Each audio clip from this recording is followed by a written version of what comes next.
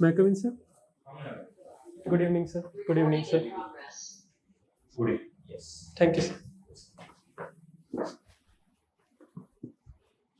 Vinayak, Yes, sir. huh? You have done an MS from Colombia. Yes, sir. You can take off your mask if you're Yes. comfortable. Okay. Thank you, sir. And then you have appeared for your civil services. Yes, sir. I worked for 1 year in the US Huh? and I started preparing from the US itself. And this is my second attempt for UPSC. So what happened in your first attempt? You Sir, didn't clear your prelims. So I cleared my prelims. I wrote the mains, but I couldn't clear the mains. You couldn't clear the mains. Yes, sir. And you wrote your mains with mathematics as an optional. Yes, sir. So you've done mathematics as an optional. You couldn't clear the mains. See, it was mainly because of mathematics, because of which I couldn't clear mains. Why? Sir, I wasn't able to complete the whole syllabus because I returned from the US in April. The prelims was in June and the mains was in September. So the time was too short. Achha, Yes, sir. अच्छा ये वो वाला mains था. Yes. Okay. But this time you were able to clear the paper. Yes, sir. You complete the paper. Yes, yes. And you have worked in National Renewable Energy Laboratory. Yes, yes, sir. This is in Colorado. Yes, sir. They have two offices. One is in Colorado and the other is in Washington, D.C. So I was an intern there first in D.C. office, and then I worked as a full-time employee in Colorado. You worked almost for a whole year. Yes, sir. And you were a researcher. That was your designation. Yes, sir. So what were you researching on? So my main focus was on integration of renewable energy into the electric grids. So I was working on two projects. One was called NARWADE, which is North American Renewable Integration Study. So in that project, we were integrating the electric grid of US, Mexico, and Canada. And the other was greening the grid, which was in India. And in this project, we were trying to integrate renewables into the Indian electricity grid. We were researching the study for 275 gigawatt of renewables by 2022. So you were just researching about it. So we were researching in the sense we wanted to consult the Ministry of Power in India about how to operate such a grid with such high capacity of renewables. Is that possible? What is the amount of energy that is generated in the renewable sector in India? So right now we have around 100 gigawatts of installed capacity, so excluding the hydro. Yes, sir. So that is our policy target for 2022. So it is possible, sir. But to ensure greater benefits, we need to coordinate on a national level. Since electricity right now is a state subject, we coordinate mostly on a state level. So to reduce the curtailment, we have to coordinate on a regional or at least a national level. No, my point is 100 gigawatts or 275 gigawatts, whatever gigawatts you are generating. When you're saying you're going to integrate it with the national grid, wherein 69% of the energy is already being generated by thermal power stations. Yes, sir. Huh? Yes. So my question is the feasibility of the same. Given the fact that the renewable thing is coming from multiple sources. Yes, sir. So you have solar, you have geothermal, you have wind, you have so many different things from which are generating it. Yes, sir.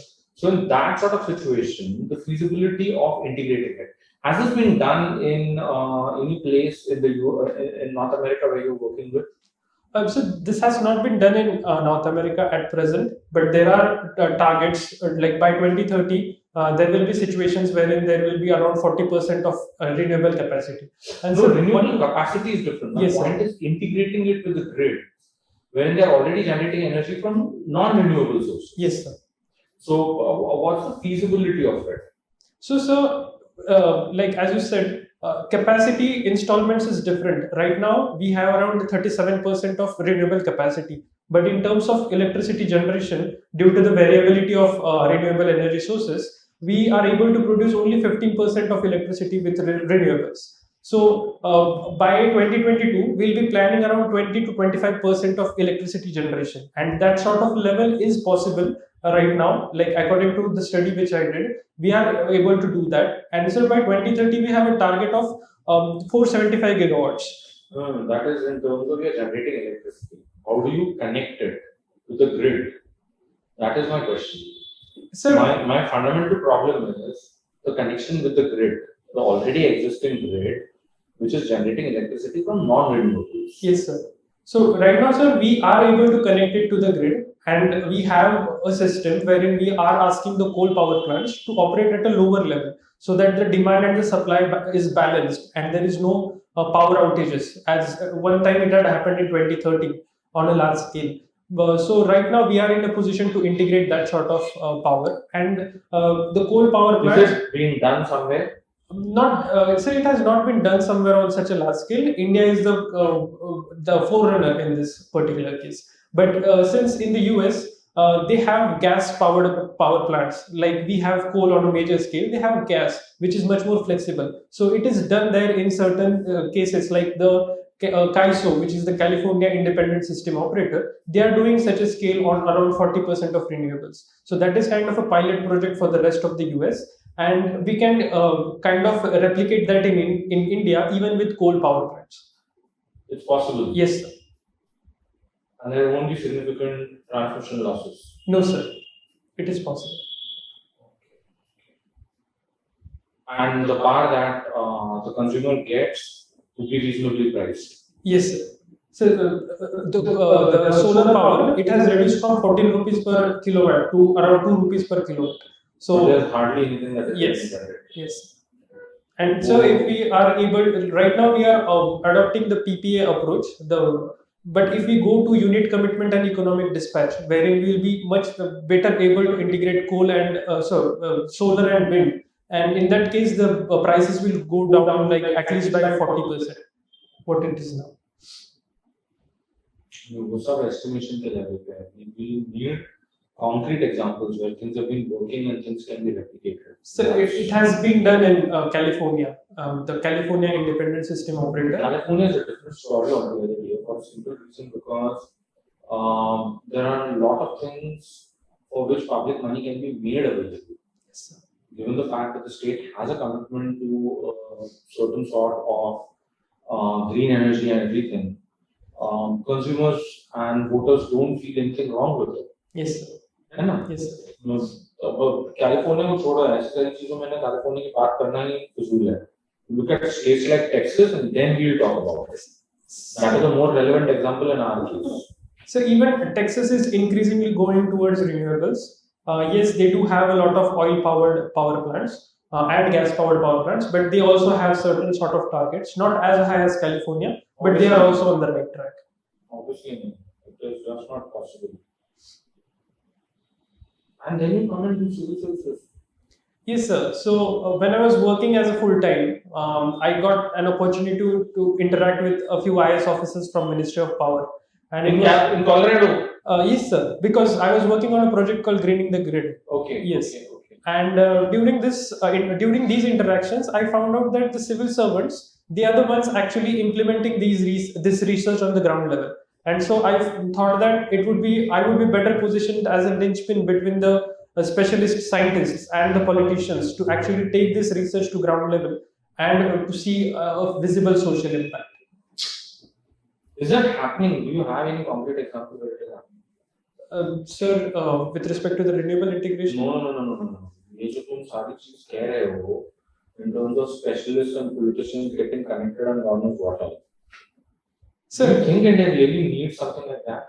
So from my point of view, it is a dire need, because our politicians, they are laymen, and we are entering into an era where problems are much more complex to deal on a silo-based level.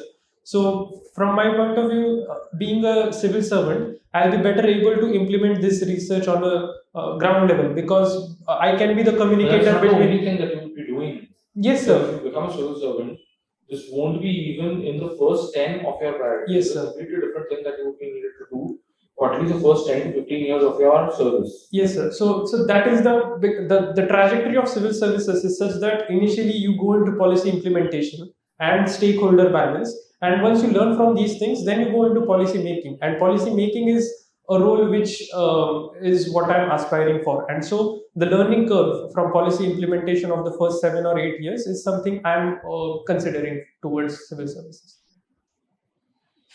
The point is, had you stayed on with whatever you are, there was a much better possibility that they would have it yield.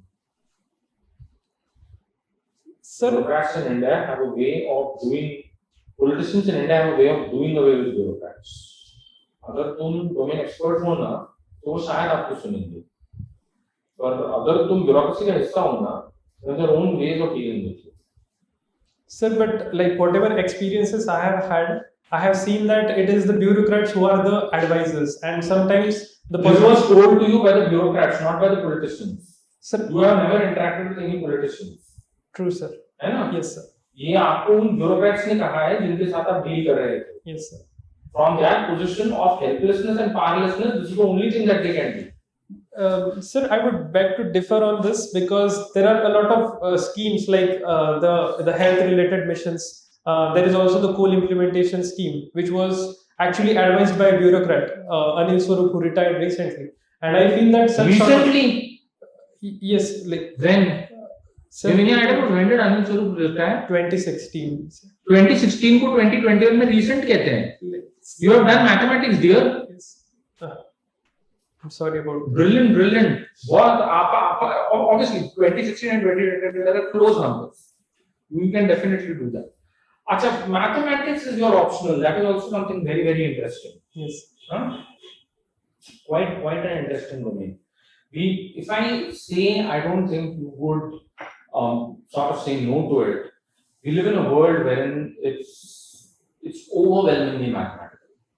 Practically every aspect of our life is now determined by mathematics in some form or the other. And there is that big elephant in the room, which I just want you to explain in as layman terms as possible, which is called as the algorithm.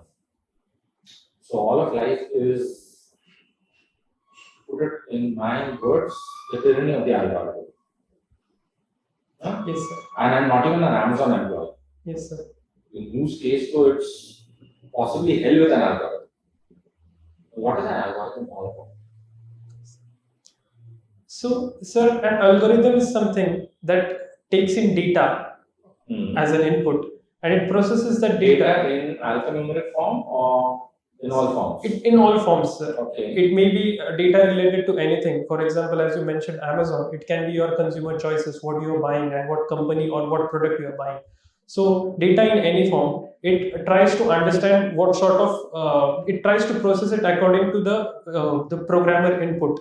And then it gives out information about expectations. So it is more or less in the form of what you say in mathematical terms. It is basically trajecting your graph about your choices. And it is on this particular environment it works. No, what you are explaining to me is more in the form of how algorithms are applied. Yes. In the present world in which we are. In purely mathematical terms, how would you understand it?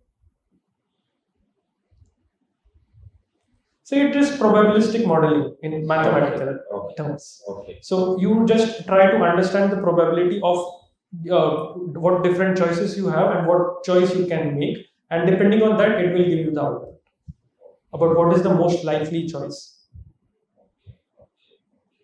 As part of your MS, did you do any project? Yes, sir. And what is the project about? So this project was about levelized cost of electricity based on climatic models. So in this particular project, I was given a task of analyzing 4 different universities in the US and trying to make them more greener by focusing on renewable electricity related stuff. And what are the universities you focused on? Yes, sir. So these universities were one in Columbia University, the other was UCLA, the University of California, Los Angeles. Third one was in Georgia Tech, and fourth one was in University of Illinois Urbana-Champaign, which is a pretty cold place. So yes. Actually, you were in the US when President Trump was in the White House. Yes, sir. Huh? He got elected like after 6 months. I went to the US. Wonderful, wonderful. This is called as being an harbinger of things. Huh? So 16 to 18, that's the period that you have spent at Columbia. Yes, sir. The Trump White House had a very adverse relationship, to put it as mildly as possible, with most American universities. Yes, sir. I know. Yes, sir. So, what was your experience?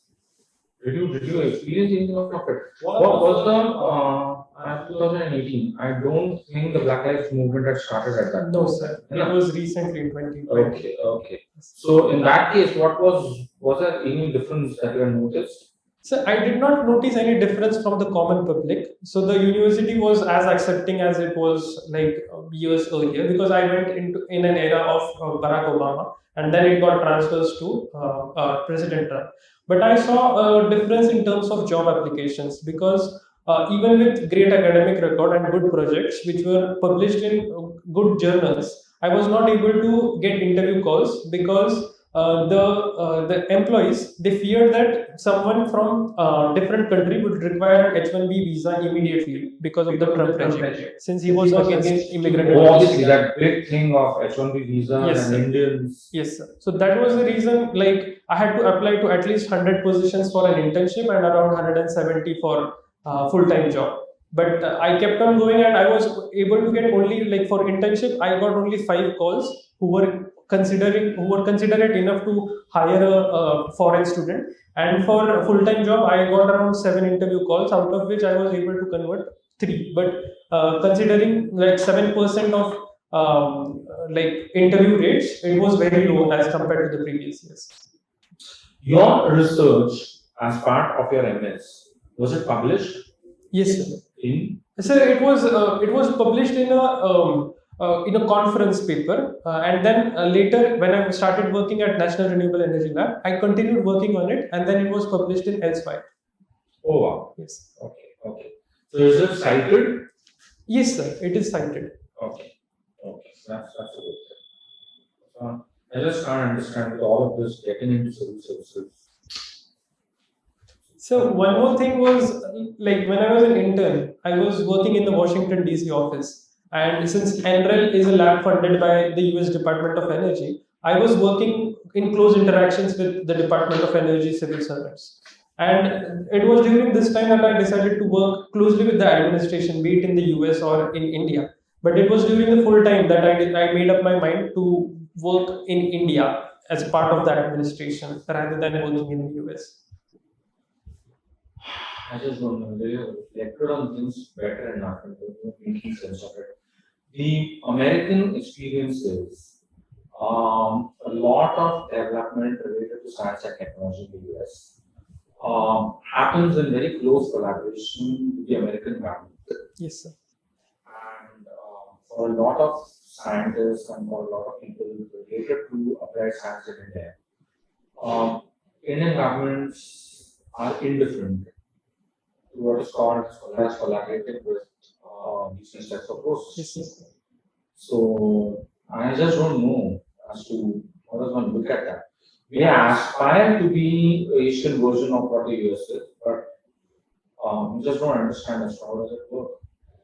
So in the US, we also have privately funded universities. Like Columbia is a private university, and apart from the government funding, there are a lot of private endowments. For example, Columbia itself has around $10 billion of private endowment from the alumnus network. So if we are able to tap in that in India, we can make great advances, because in India our research spending is only 0.7%, and that is mostly by the government. If we are also able to tap in the private sector in research and development and get it collaborated with the academia. Why would they do it? For a simple reason, if it is much more easier and cheaper to imitate a certain sort of technological development that has happened in the West, why spend money in terms of working on it from scratch? So original research is something that has a lot of benefits, even for the private sector. So rather than imitating the West, we need to be the game changers. We need to be something is good.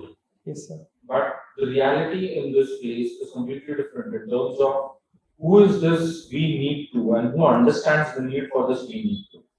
Yes, sir. So right now, sir, with respect to the government, I would say they are spending less in research because they have other social sectors to take care of, which are already taken care of in the US. So once we are once the government is able to reduce its focus on social, like after getting, let's say, to 90% of the social targets, then the government can focus on the research spending. But during that time, I feel that it is the role of private sector, the private industry, to focus on research and development, and as a part of it, then it can be able to take benefits. Feel is different.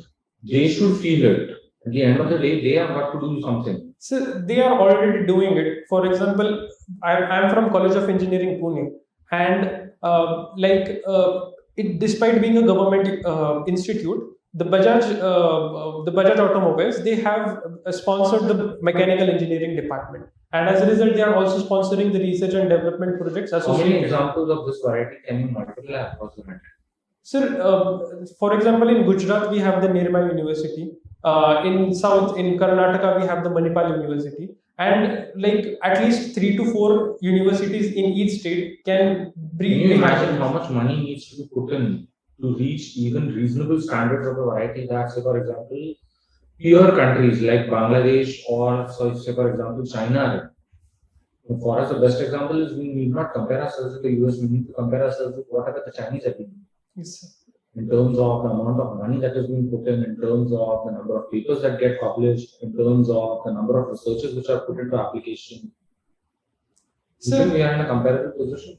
Sir, with respect to patent registration, we are in a comparable position. With respect to literature, also we are in a comparable position with respect to China. We are like just one rank below China in both these things. So we are moving towards that track, but I still feel that it has to be the private sector to put in more money into universities as well as into private researchers or in incubators for that purpose to improve the investment in research and development. And leave it at that in terms of whatever can be done with it. Watching English television series. Yes. Why? So I developed this hobby when I was in the US, and at that time, English TV series was the most easily available format. And like recently, I've also started watching Hindi TV series. But initially, I didn't used to watch Hindi or Marathi because of the thing that they are usually long TV series ranging for about a year and a half, and it is difficult to follow a series for that long. And with the one reason for watching English TV series is because ease of they get over in a reasonable period of time. Yes, sir. Okay. And secondly, sir, with the rise of OTT platforms, you are also getting a similar thing in Hindi TV series. For example, The Family Man, it is like 2 seasons TV series. The Panchayat was like one season TV series, which was like. With these new regulations which the government has brought about OTT,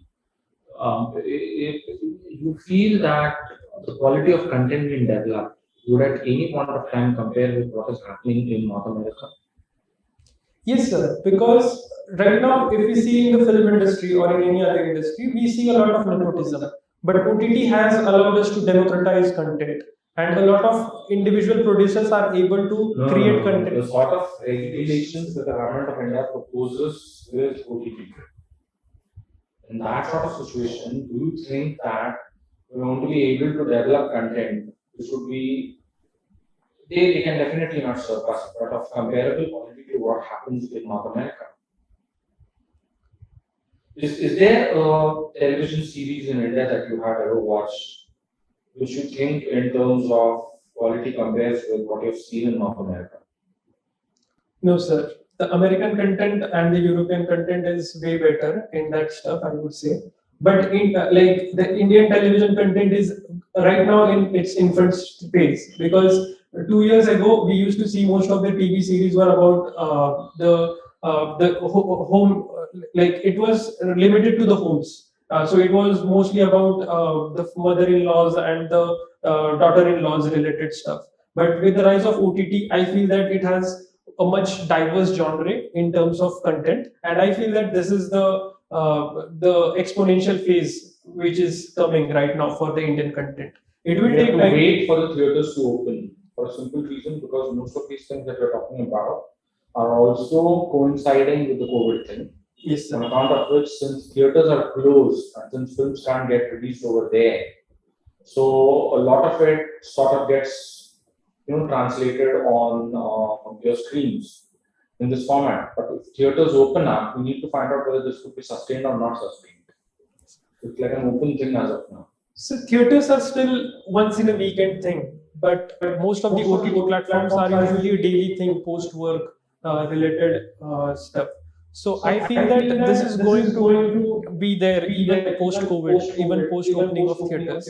And I feel that OTT is there to stay rather than to just go in the back a picture. No, it would stay, but in terms of the content, Yes, sir. in terms of content, would it stay in the same vein which it is in terms of different genres, or would there be a certain shrinkage of space? Is what one needs to watch out for.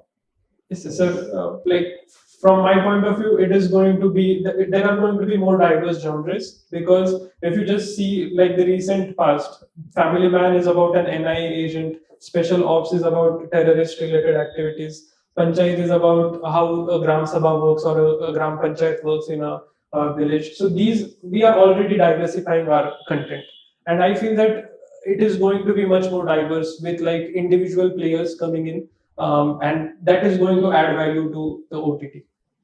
Let's hope. Let's hope. Now, of course, कुछ भी करे, we can never compare in terms of quality with what happens in the US. For a simple reason, because that's a world which is more free as compared to this stuff which is more censored or self-censored. Yes. Okay. You come from Ahmednagar. Yes, sir. Huh? Yes. Which is you come from the city of Ahmednagar? Yes, sir. City of Ahmednagar. Okay. Achha. The city of Ahmednagar itself.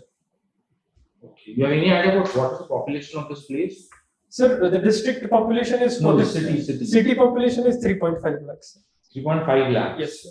Okay. Okay. So it's a municipal corporation. Yes, sir. Okay. And how many assembly segments does the city have? With respect to the state legislative assembly, sir, we have 18 seats from Ahmednagar. No, the city. Sir, the municipal council.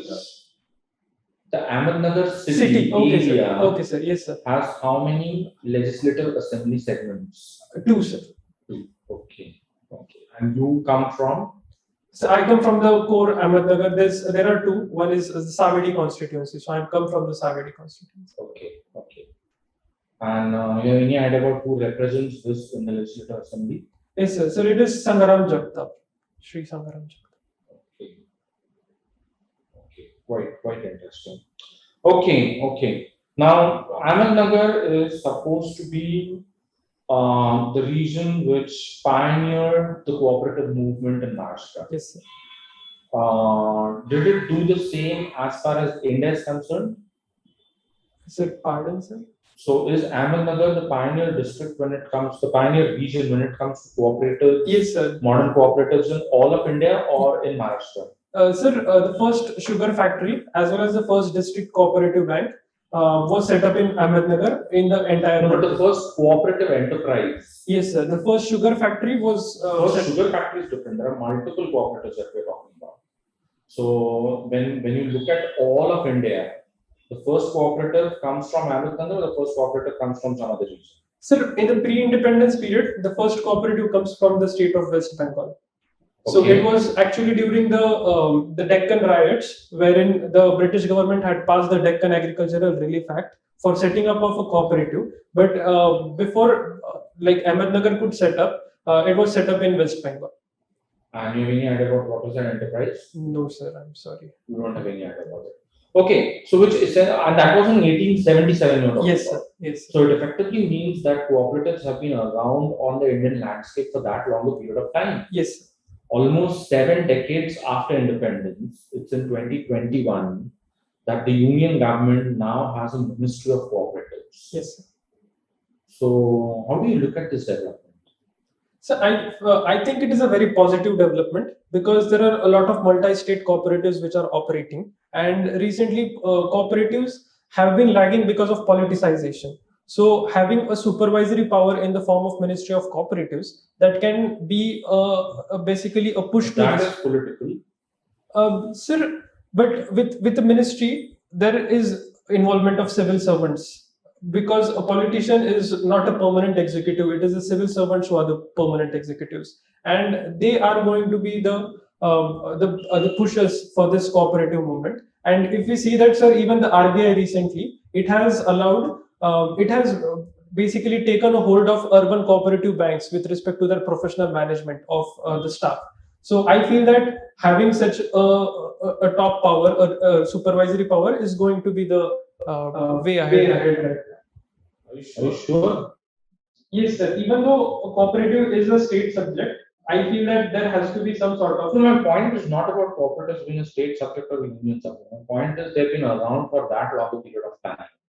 Almost 7 decades into independence, we never had a ministry of cooperatives. They work at so many different levels. Yes, sir. So, for example, the milk and the sugar cooperatives interface with the agricultural ministry. Yes, sir. The financial cooperatives interface with the Ministry of Finance. The housing cooperatives interface with the Ministries of Urban Development and Housing. Yes, sir. So, for something which is so diversified, one just doesn't understand as to what is brought to the table with the establishment of this new ministry. Sir, the reasons you mentioned right now with the diversity, that is the main reason for this Ministry of Cooperatives, because right now it functioned as a department under Ministry of Agriculture, and giving it a separate ministry, it will be able to better coordinate with all these ministries. And it will be like there were also institutions like National Cooperative Development Corporation, and having a ministry over it, it will be better. It will be able to better do these tasks of especially coordination on multilateral levels. Does the abolishing of Article 370 in the Constitution make the Indian Foreign Ministry's job of getting different partners together to deal with this incipient problem of the Taliban in Afghanistan? So there's an imminent sort of threat to the Afghan government. It seems it is almost on the verge of collapse. Yes, sir. And in this sort of situation, we find that we hardly have any allies that we can build up a common position with when it comes to this sort of situation. And when you start thinking as to where does this all take us, it's to Article 370. So, do you think that it does, or do you think that it doesn't? Sir, I think the foreign ministry has done a considerably good job with respect to internationalization of this Article 370 issue. Because if you see that this issue was raised by China in the UN Security Council, and it were our partners in the form of US and France who rejected that sort of a resolution. So, like everyone has considered this as our sovereign right, as our sovereign subject, and like most of our allies have been firm with us in that sort. So, I feel that especially with respect to the security of India, this move was in the positive direction, and it has been well communicated by the foreign ministry. No, but now when you look at the fact that Kabul is almost eminently on the verge of collapse. Yes, sir. In that sort of situation, we find that most of these allies that you're talking about are comfortable with the Taliban taking part in Kabul. Yes. So the Americans don't have a problem with it. The Iranians don't have a problem with it. The Europeans don't have a problem with it. It possibly seems that only India has a problem with the Taliban taking part in Kabul. Yes, sir. Sir, according to our policy, we need to communicate with all the sections of the Afghan society, and we did that on a non-official level with Taliban last year. And I feel that these talks need to go on an official level because Taliban is going to be most probably the next government in Afghanistan. And if we don't want to risk our security, I feel that the official talks with Taliban need to go on. Like they need to be there right now. And if we are able As of now, there are unofficial or official talks? Right now there are only unofficial talks. Okay. Recently, Chief Justice of India, in one of its hearing, raised a question mark as far as one of the laws is concerned, sedition law. Yes, sir. So you must have read about that. Yes, sir. So what is your take on that? Yes, sir. We need that. Sir, the Chief Justice N.V. Raman, as you said, he has said that the sedition law is like a saw which is given to a carpenter who, instead of producing a single product, he saws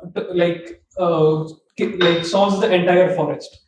So from what he meant from this point of view, is that it is widely and haphazardly used. So if we look at the conviction rates with respect to the sedition law, they have been less than 5% in the last 3 years. So from my point of view, like in the Kedarnath judgment, the Supreme Court had upheld this law earlier, but it had given some standard operating procedures with respect to application of these laws, and they have been flouted most of the times. So I feel that these, like, if this law is to stay, we need to narrow down the definitions and apply these standard operating procedures as have been mentioned by You have basically problem about the implementation of the law. Yes, sir. Misuse of the law. Yes, sir. But you won't have any issue with the law continuing in our political system. So in this case, I am supporting the law commission. 2 years back, it has said either narrow down the definitions or completely repeal it because it is a colonial relic. So if, like, sometimes the government needs these sort of laws to control public order and to prevent like haphazard cases against the government. So it is needed in certain cases, but if we need that kind of law. So, like 7 decades after independence, I feel that we can do well away with the law. We can have other sections from the IPC to basically support the government in that case. Okay. And what, according to you, might have prompted Chief Justice of India to say so critical? Yes, sir. Sir, recently there have been a lot of cases, and recently we have also seen the death of a prominent person in terms of Stan Swamy, who was not granted bail in terms of UAPA. But there are also other cases where sedition is applied, and in these cases the victims are not granted, the accused are not granted bails. And since the fundamental rights with respect to habeas corpus, they are kind of diluted in terms of sedition. So I feel that these are the reasons because of which Chief Justice has come to say this. That might have prompted. Yes, sir. See, generally 1980 onwards, let us say decade of 1980. Okay, we are witness to a phenomenon called as judicial activism. Yes, sir. How do you look at that? Sir, judicial activism is something that has pushed the government to act, and it is, we can say it as an alternate representation of the mandamus thing. So in this case, judiciary has acted in the interest of the public for social engineering, but there are certain instances where judicial activism has turned into judicial adventurism, and the judiciary needs to avoid this because there has to be some sort of separation of powers. Set out one example. Sir, there was about what the first, that is very new underlined, pointed out the significance, that is the contribution of the judicial activism. Sir, with respect to the environmental laws, judiciary has acted in a favor, wherein there has to be liability with respect to the industries in terms of any damage. So that has been one positive. Then, sir, in terms of politics, the judiciary has said that anyone convicted of 2 or more years cannot contest elections. So that is another example in terms of judicial activism. Okay, go on. Yes, sir. With judicial activism. Yes, sir. So there have also been other instances again in politics wherein the judiciary has said that criminal antecedents, they have to be published by political parties, especially in prominent newspapers. Okay, that is fine. Okay, now you were saying something about. Sir, I was saying judicial adventurism. Yes. So, for example, the Supreme Court has one time banned the bars on national highways. So that was sort of loss of employment. Secondly, sir, BS4 to BS6, even though it was a good step, but since it was not by the legislature and the executive, it threw the private partners or the private players in Indian scenario into tantrums because they had to suddenly change the technology from BS4 to BS6. And thirdly, sir, there was also an issue of singing of national anthems, like standing for national anthems in theaters. So these are the issues that could well be targeted, that could be dealt by the legislature or the executive. Okay, so these are the pitfalls. Yes, sir. Okay. Now, do you think that the time has come when we should seriously think for going for second reorganization of states, second commission, let us say? Sir, I feel that the current position, like currently how well distributed we are, that is very well organized. And I feel that right now we don't need to go for secondary organization, because like even right now we are coming up with new states or new union territories. For example, Telangana was formed in 2014. The Jammu Kashmir was bifurcated into two union territories. So let it, from my point of view, it should go at its own pace according to the demands of the public, rather than one single commission coming in and reorganizing the entire nation. Okay. Yes. Thank you.